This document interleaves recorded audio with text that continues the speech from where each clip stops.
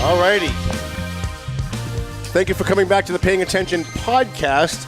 I cannot wait to get our numbers for this month. I know they're going to be soaring. I think our last count, Jonathan, was what, like 26,000? Sorry, Jonathan didn't have his mic on. I think our last download count was like 26,000, 27,000. Yes. Is that right? Yes. So a lot of people are downloading the show. They're listening to it in their car. They're listening to it on satellite radio. We appreciate that. Only like 5 people watch us on the YouTube channel, so it's a little misleading. But we love the fact that everybody's downloading the audio on iHeartRadio and iTunes and Spotify and Spreaker and all those other things. You're old enough. You can say the YouTubes and get away with it if you want. You can do that? You can say the YouTubes. The YouTubes. All right, very good. So sitting up with us today is a guy who I've actually known in full disclosure since like grammar school. We both went to St. Patrick's School together. I think he was 1 or 2 years behind me. You and Kevin Callahan's class, right? I was. So he was a year and a half behind me. He has since joined the police department, worked his way up through the ranks very, very quietly. I get a lot of complaints about cops and firefighters and teachers because we're a newspaper and people like to call us about everything they think they know. And never once in the last like 20 years has anybody ever called me and said, hey, you're not going to believe what Roy Vasque did today. You're not going to believe what Roy Vasque is involved in. So I know that just over the last 20 years that this is a guy that's a clean cop, and he's very low-key, and he's not somebody like Live Shot Romero who's always looking for a camera to get on TV. And he was recently made acting chief, and then just 2 weeks ago made permanent chief, right? The 15th, yes. So before we get into like all the other stuff, just talk about kind of like who you are and what your philosophy is coming to this job as chief. So obviously, as you hit the nail on the head, I'm a Lawrence kid, born and raised. My parents immigrated here to Lawrence, like so many others. Went to St. Patrick's School, as you said, graduated from Lawrence High School. And I've been at the PD for 25 years. You can go to Central? I did not. I had a brother that went to Central, but I am a Lancer through and through, as the tattoo on my calf would nice. Say. So I'm all about the Lancers for sure. You still go to the football games? I do. Obviously, up until recently, my best friend, who was actually at my wedding, Mike Yameen, was the head coach there. Great guy. So Mike I love through and through, and there's no one more of a Lancer than him. Yep, for sure. Absolutely. So you come to this job now after working your way up through the ranks. You've worked in different capacities, and now you're the head guy. And shortly before that, you kind of worked with Chief Fitzpatrick, and I know you worked with John Romero. How is your chief style? How is your management style of the department different? Not that either of them did a bad job. I actually like Chief Fitzpatrick. I thought he was an amazing guy. But how is it different? How are you kind of putting your own stamp on the way you're managing the Lawrence Police Department? So I think certainly over the years, and we'll go back to former Colonel Gilmet, who took over the Lawrence Police Department for a little while under Patty Dowling, and then Robert Hayden, and then John Romero, and then Jimmy Fitzpatrick. So obviously, I think the best thing that I was able to do was take a little bit of piece from everyone in trying to mold myself into how I wanted to run the police department moving forward. And I like to think that I'm a cop's cop up until being a captain, running the narcotics unit. I wasn't sitting behind a desk. I was out there on the street with the guys. So I think that goes a long way with the guys. They know that I'm a cop's cop. I'm a worker. I've always been a worker. I take things to heart, and I want to make sure that not only myself, but I want to make sure that everybody, it reflects well in the PD and we get the job done. So I think I'm a hard worker, and I think that's kind of my spin on the PD moving forward. Is I'm not asking you to do anything that I haven't done myself. I've worked in every capacity inside the PD, and I just think that let's put in a hard day's work. Let's do what we need to do, and I think that will make Lawrence better. We can only do so much with what we have, but if we put in an honest day's work and work hard at it, I think we can have some good results. Now, you've changed some of the things, some of the ways cops are doing their jobs. I know under Chief Fitzpatrick, we had the impact patrols that were going out and blocking off the Essex Street on certain blocks at last call. He'd implemented some things. You've taken that to the next level now. I notice when I'm driving out around live that you have cops on every shift checking the alleyways, checking the parks, where there's been an awful lot of drug dealing and assaults and murders and other things, rapes going on. Talk about that. Talk about some of the new things that the enhanced things that the Lawrence police are doing now they might not have been doing before, and the effect that it's having.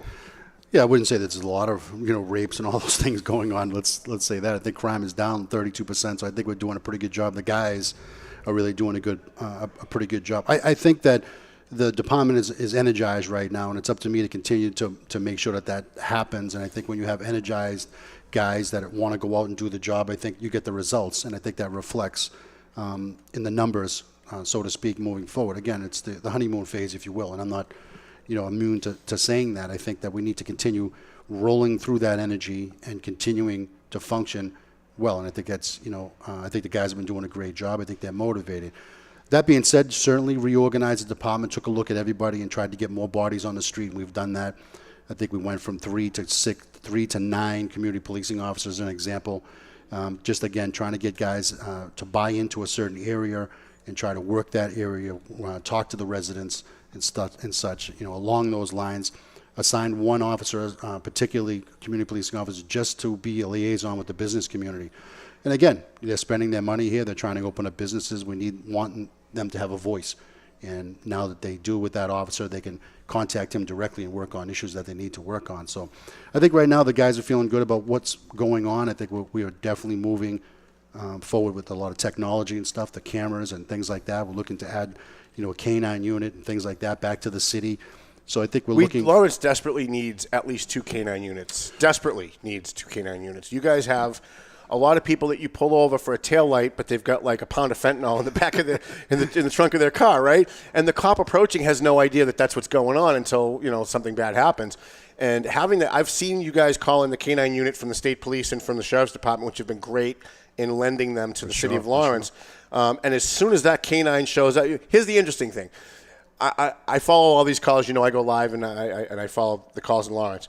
And a cop will pull someone over and he'll ask them, do you have anything illegal in the car? And they're very uncooperative. And then the K-9 unit shows up. And the minute the dog gets out of that car, boy, they sing like a bird. All of a sudden, it's like, no, wait a minute. Okay, I'll tell you where it is. Like, because for some reason, and I don't know if it's a cultural thing with Latinos or if it's just people in general, the minute that dog shows up, it's like suddenly you wouldn't believe how much they love the police. They're just cooperating like crazy. Well, I think, again, like everything else, K-9s are a huge tool, and I think that we miss them in Lawrence. And as to your point, the sheriff's department's been awesome. They've been a great partner. Kevin Coppinger and I get along very well and had some great conversations. And he's a good guy. Certainly, for sure. A Lynn guy, a cop himself, all his career. So I think there's a connection there. And certainly they've been great. The Massachusetts State Police, I can't say enough about them. I had a great conversation with the colonel not too long ago at a function that we attended together for a couple of days. And again, the resources that they put into the city of Lawrence as well is tremendous. They've almost doubled your numbers on certain nights, I've noticed, right? Like I go through Lawrence and I see like what's the average number of cruisers you got on the street? Like 8 to 10? Yeah, I guess at a good day. Right. So I think last Thursday I was driving around and I saw at least 8 to 10 marked state troopers. Right. And then because I know the guys, I've seen at least 4 or 5 undercover state troopers. Right. So that's like 12 units of state troopers on top of 10 Lawrence.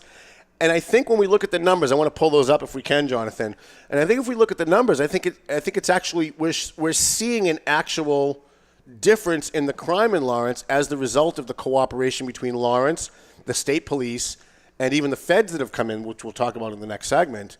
But we've got some crime numbers here that I just got from, I think, your office. I went through Scott McNamara only because, and I apologize, I don't like to go to you for everything because you're the chief, right? You got way more important things to do than like send me statistics. So I went to Scott and he's like, well, why didn't you call the chief? And I'm like, well, because I don't want to bother him with this stuff. No worries. But here we have. Is that up? Oh, because we don't have it on our monitor. Sorry. So I have it here. So here's the difference. From January 1st this year to May 29th this year, which was just like, what, last week? May 29th. Yep, a couple days ago. Days ago. Last year at this time, we had 6 murders in Lawrence for the first 5 months of the year. This year, we've got 2. Rapes, we had 12 at this time last year. This year, we have 8. Robberies, 70 a year ago at this time.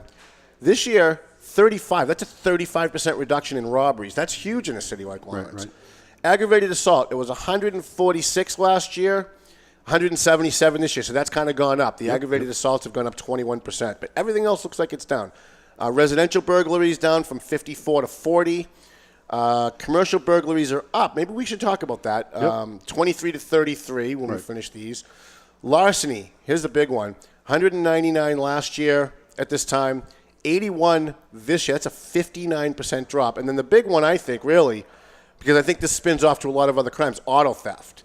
Right? People steal cars. They hit somebody. They steal cars. They use it for a drug deal or for something else. 187 this year at this time. 103 right now. And that's a 45% decrease. Can you talk about some of those numbers and why? Yeah, I think it's a tremendous credit to the men and women of the PD working hard every day. And I think that a lot of those numbers are a reflection of seeing a lot of bodies out on the street and people thinking twice about doing, something stupid or committing a crime, if you will. Again, it's a credit to the help that we're getting from the Massachusetts State Police and the Sheriff's Department, and as you said, some of the federal agencies that are here.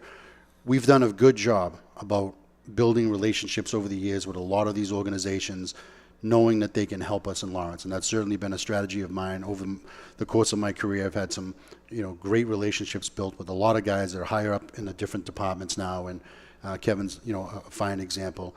And we've gotten a lot of great help from the local chiefs as well. You've had them here before, Joe Solomon and Chucky Gray in North Andover and Andover as well. I mean, a lot of those guys have helped us. They come into the city, they give us bodies, we train them. As an example, you're working with the drug unit, and it's worked great for us. Those guys are tough guys in that drug unit. Absolutely. They are, very seasoned guys that know what they're doing and make a lot of arrests. Certainly there are a lot more that could be done. The more bodies we throw at it, the more arrests we'll make, and, we'll keep at it for sure. If I could make a personal appeal, if your drug unit could stop going out on Thursdays after 2 o'clock, because that's when I do my show. Okay. And I like to follow those guys around a little bit sometimes, and what they do is very dangerous work. And the aggravated assault statistic, could that be a result of having more boots physically on the ground? Because that would be essentially a fist fight, right? Yeah. Outside of a club? Yeah, I think what you're seeing there with aggravated assaults is we have a lot of new officers who are basically going out investigating things and charging people where maybe charges weren't done before, where people were sent on their way, the officers are making arrests and charging more people. So I think it's a result of a lot of younger officers that are now on the department that are going out and making arrests instead of a summons or just sending people on their way, breaking up a fight, versus now arresting people for a fight. Right. So those numbers have gone up, and there's nothing wrong with that. I think that that needs to happen. So certainly our crime numbers are looking good, except for commercial burglaries and aggravated assaults. We've had a couple of cases we're talking about commercial burglaries, where we've had some homeless issues where, we had one individual who hit 7 locations on Essex Street as an example. We ended up making the case, locking him up and charging him with all those things, but that's a number 7 number we just took on that one guy. Right. We just had one recently in a robbery situation where, believe it or not, a lady was robbed a few places or attempted to rob a few places with a syringe. I mean, there's 4 right there, 4 robberies that we had to take. Right. You know what I mean? So I think if the most heartening thing for me is, regardless of where our numbers are, our clearance numbers really are what glaring. Sometimes we're triple the national average. Like, and say, when you say clearance numbers, you mean like convictions after you've charged them. Right. We clear the case by charging somebody with the crime. And I think as an example, commercial burglaries, the national average is 13%. I think last year we were 40%. So 3 times the national average. So I think when those crimes happen, I think the detectives and the department itself has been real good about following through on stuff, not just writing it off and going on to the next call. I think people are really invested in trying to investigate crimes more, and more people being charged. As a result, our clearance rates are through the roof, and that's good to see. So again, if you take those bodies off the street, they can't create more crime. So that's another strategy of reducing your crime numbers, is making an arrest and taking that person off the street. Because as we all know, a small number of people do a larger majority of the crimes. Right. So you really have to attack those people and get them off the street. So I think the department's done a great job at that. We have in the city, it was a little controversial when it was proposed at the city council. It took a couple of years to kind of get through the council because they let's face it, most guys, and you can disagree with this if you want because you have to, but most people in the city council really don't understand crime. They don't understand what you guys do, and everything's about politics.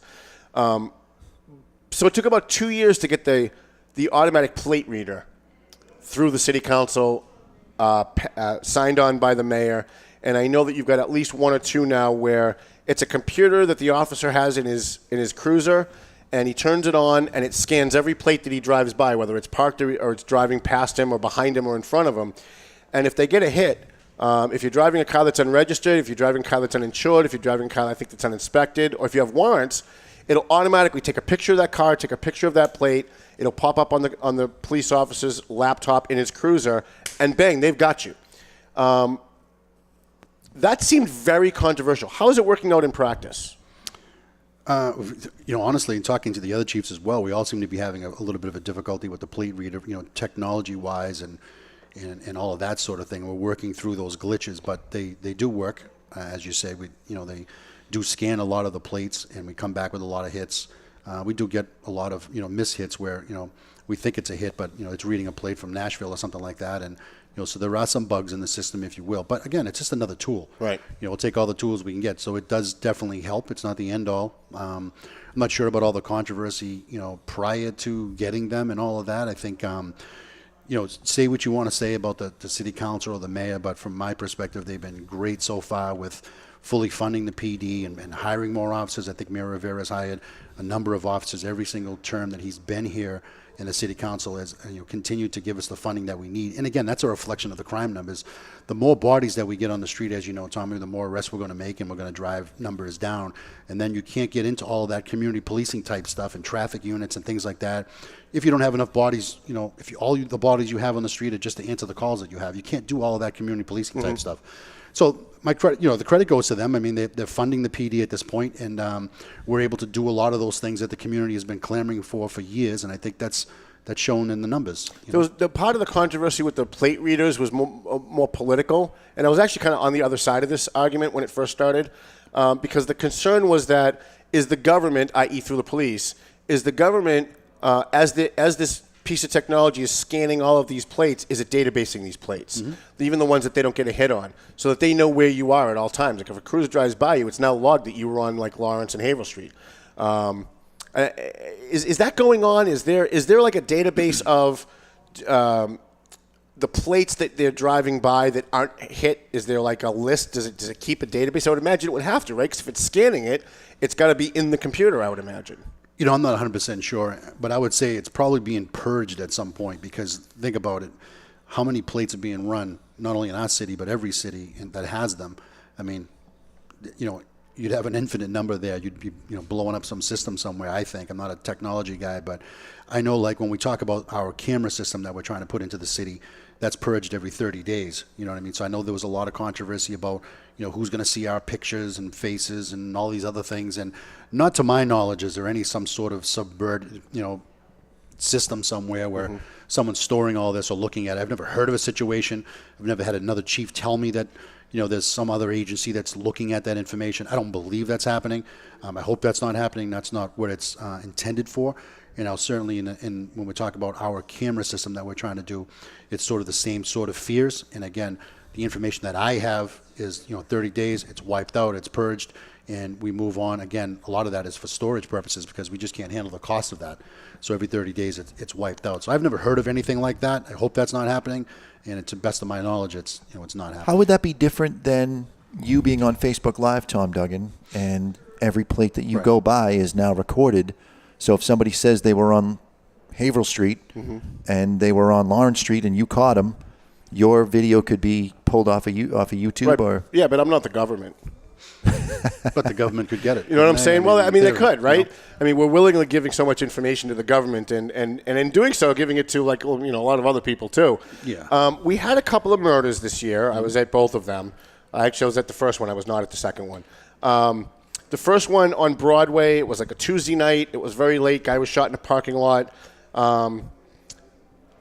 I don't believe that they've solved that case. Do we have an update on that? Do we know what's going on with? I mean, I don't want you to give anything that's going to hurt an investigation, but the public's kind of wondering, like, what happened with that? So certainly, as you know, in your experience, and obviously I'll say from my experience, murders are not solved very rarely, other than the tragic one we just had, that quickly. A lot of times it's, you have to put them together, and the officers and detectives do a great job, along with the DA's office and the Massachusetts State Police that are assigned to the homicides as well. Those things take a long time, to put together. So it's not like Law and Order where, like, within an hour you guys have it all figured out. Yeah, again, I just did a talk and to a bunch of school children, and it was kind of like along those same things. Well, they're solving it in 30 minutes. Right. with this technology and all this other stuff, I mean, I think TV does a disservice to the police function in that capacity where, people think it's that easy to solve a crime. Sometimes like you get the DNA and you go to a lab and then you know who did it, right? You plug it into this computer in the back room Right. and within 10 seconds you get a hit and the case is over. Unfortunately, it's not that quick, but we have a lot of technology and experience and forensics and all that stuff that we do, but that stuff takes a long time to figure out. I'll say this in reference to that murder. I think we're moving in the right direction, without trying to give anything away. I think the guys know what they're doing. I think we're making progress, and I think we're going in the right direction. And, I hope and I'm confident on a good outcome in that one. Let me ask you about another case. We published on Facebook, we published a video of a guy getting shot on Arlington and Lawrence Street. Right. You had a guy on top of another guy, stole the guy's gun that was on the bottom. When they both break up, the guy that was on the bottom threw a sucker punch at the guy holding his gun, and the guy just shot him right there on camera. I know you guys issued an arrest warrant for that guy. I have not heard that you guys have caught him. Can you give us an update on that? I don't believe at this point he's been arrested. I think he's been identified. I think we put him out. We think that he went to another state, which was kind of common. These guys kind of take off and think that they can flee one area to another. But certainly we've put out that information, nationwide, if you will, and we've certainly asked for the public's help. And if someone has some information in finding him, that incident was not a random incident. There's a history there between the individuals, which was what led to that sort of altercation, which started motor vehicle wise, and then into a parking lot, into a fight, and escalated to nowadays for some reason people don't just have their fists to the talking. All of a sudden it's weaponry now that comes out, unfortunately. We heard that that one of the guys involved in this was also involved in the Dubai nightclub. Are you at liberty to talk about that at all? I'm not sure about that. I don't want to say that Okay. he was. I did hear some rumblings about that, but I don't want to say for sure and miscategorize somebody. But I'm not sure about that one. I'll just say again, it wasn't a random thing, and the parties were all identified, and certainly we have a clearance on that now. Hopefully, at some point we'll find him. There was another case that I want to ask you about real quick. The murder that happened this week, a stabbing murder. From everybody that I talked to that was at the scene, very bloody scene. I've actually seen a couple of pictures. It made me sick, and I've seen a lot of stuff. Can you just talk about that a little bit? What do you guys go through? Like, they're still human beings, right? They might be wearing a uniform and they're crime fighters. But, your guys come upon a scene on Doyle Street, and they go in, and they see a girl with her throat cut. They see her with her arm or her leg sliced open, blood everywhere. Can you talk a little bit about that, about the incident and what your guys have to deal with? Well, I think I said it before, and I've said it many, many times. I feel like the Lawrence Police Department is some of the best men and women, bar none, in the Commonwealth, if not the country. I think they're very professional. I think they're highly trained. I think they're, certainly, I don't know if overworked is the right word, but certainly they're dealing with a high volume of calls, and I think they do it professionally every day. And I think, they sometimes get maligned the wrong way, and I think that, we're hoping to change that with, certainly some of the things that we're trying to do social media-wise to get the message out of what these officers are going through. That being said, Lawrence is a busy place. We see a lot of things, and that certainly, weighs on you as the years go on in your career, as you know. That could weigh heavily on a person. It's not easy to go from incident to incident, serious incident to serious incident, whether we're talking about, something involving a child or child abuse and or a murder or a domestic murder in this case. So it weighs heavily on them, and we have to watch for that and hope that we can sort of de-escalate the way the officer feels and get them some help. Is there a program for officers that, I know recently there was an officer that shot someone, who killed someone, he was having an issue. Is there a program for them to be able to kind of just go, without losing their job or risking losing their job, to go talk to somebody about Absolutely. some of these horrifying, I look at that picture last night, and again, I've seen a lot of stuff in Lawrence. That's got to be one of the most brutal murder pictures that I've seen in a very long time. Yeah, I'm not going to comment about, the victim in the case, but, certainly when officers see things like that, we try to get them, we try to watch them, we try to counsel them, try to get them counseling.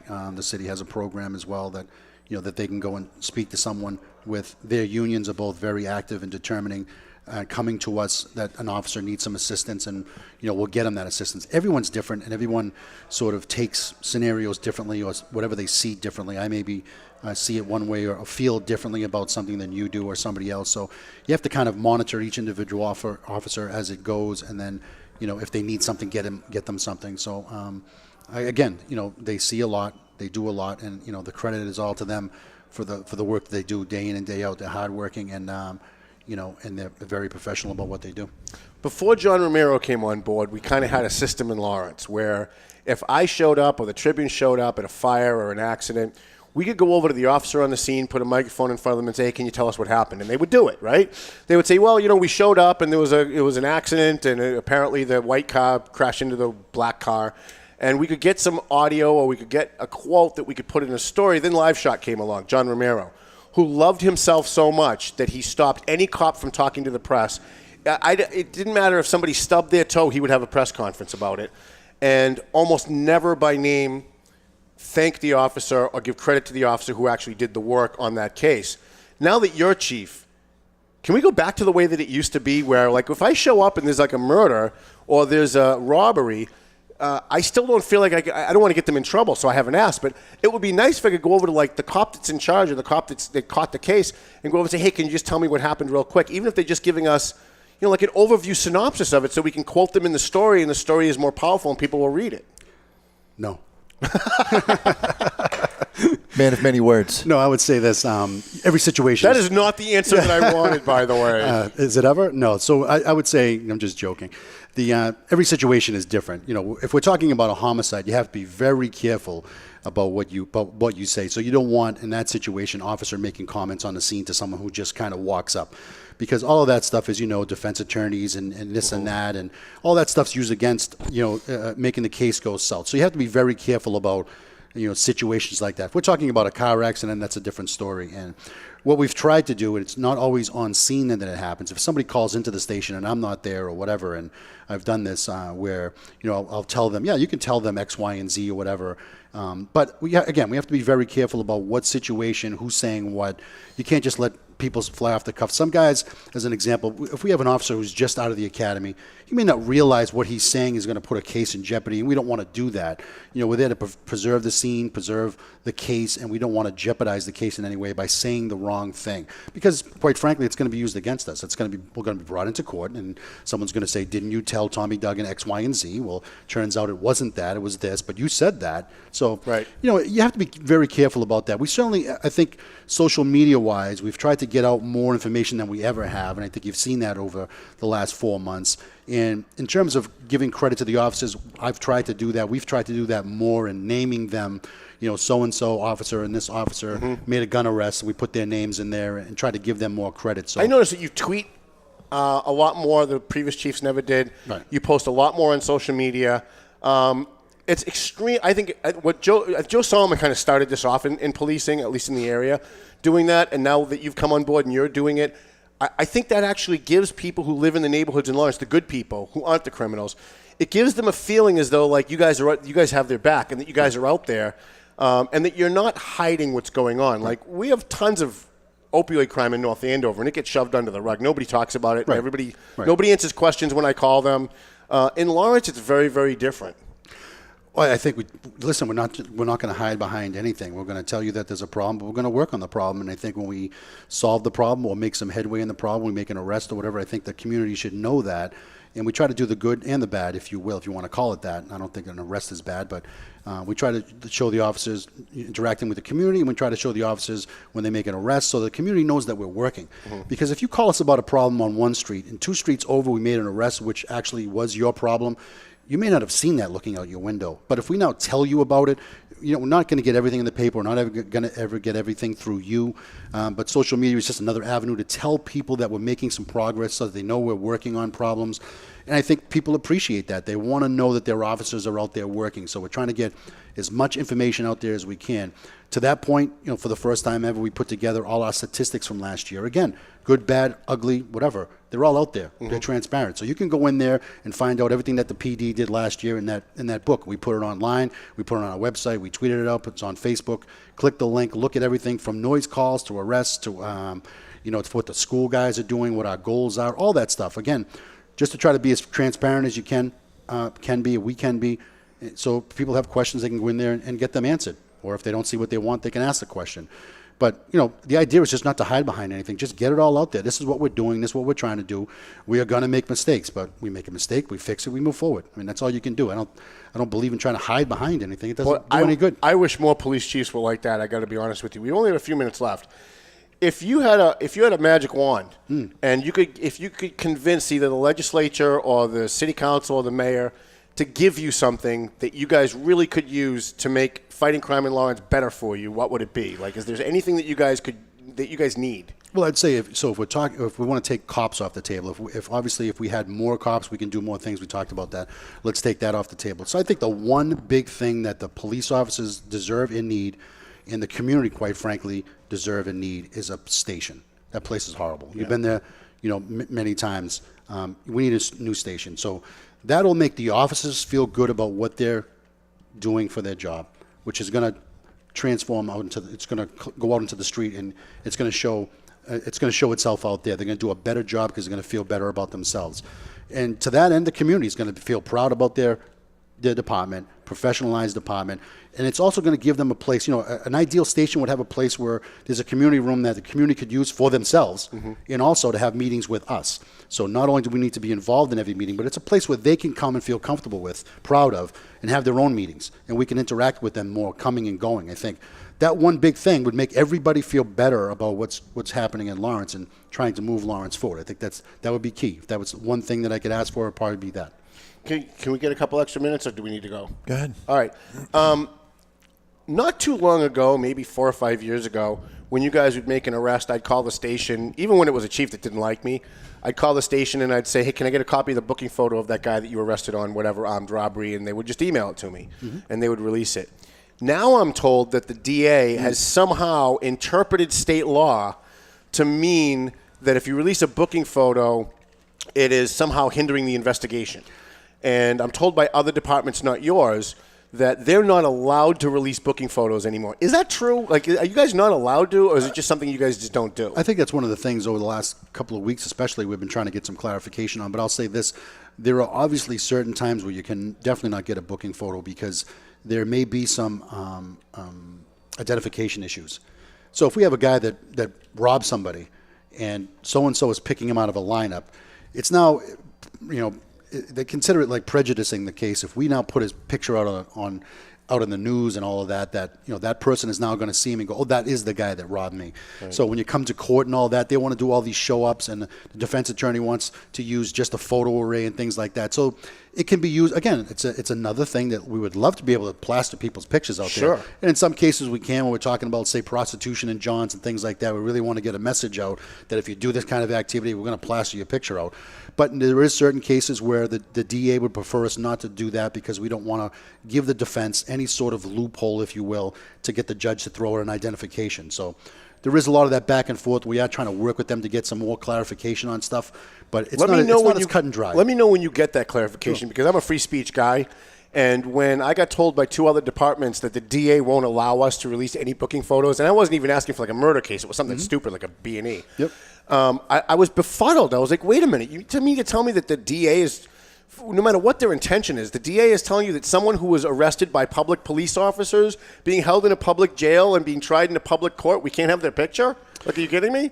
Yeah, again, I think it's something that we're working with them to clarify. I think, they're just trying to work. They're worried about their cases down the road and things like that. So that's what they're really worried about. They're not worried about, from your perspective, trying to get the story out, if you will. They want to preserve the case. So we're trying to find a balance there. Believe me, if it was up to me, I think, I'd like to plaster everybody's picture out there. I think, there's certainly a little something to be said about a little bit of shame out there. So I agree with that. But we're working to clarify that. I'm real big on shame. I don't know if you've noticed that. No, I didn't think that at all. Jonathan, do you have any questions for our chief while he's here? Because when we had our 4 chiefs here, we had a great discussion. He wasn't chief yet, so he wasn't here. But if you have any questions.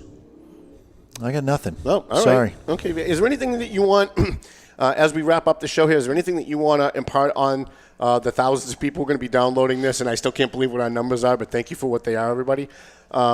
as far as, what the Lawrence police are doing and maybe something that's coming up that people need to know about? I just think that we're trying to look at every avenue to try to, to do our jobs better. And that's everything from, the reorganization of the department to technology and, more officers on the street and community policing and community engagement.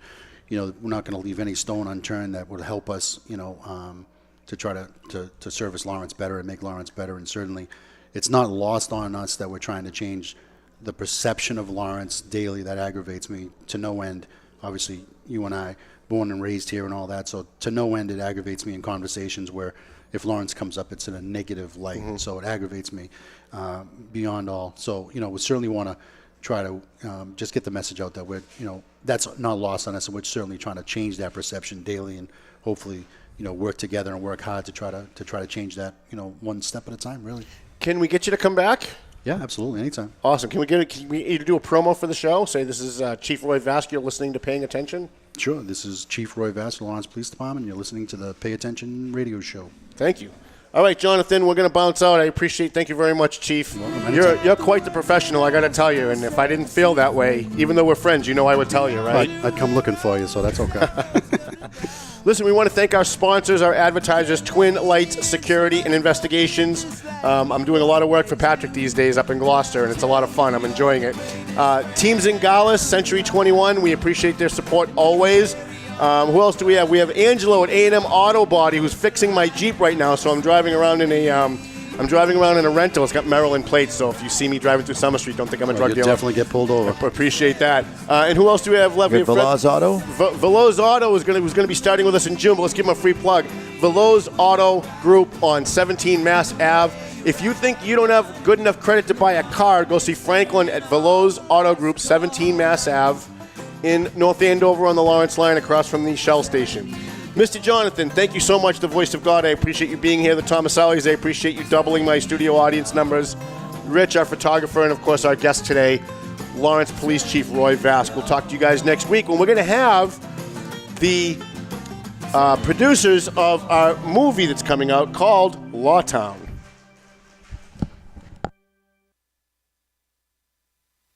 The views and opinions expressed by the hosts, guests, or callers of this program do not necessarily reflect the opinions of the Studio 21 Podcast Cafe, the United Podcast Network, its partners, or affiliates.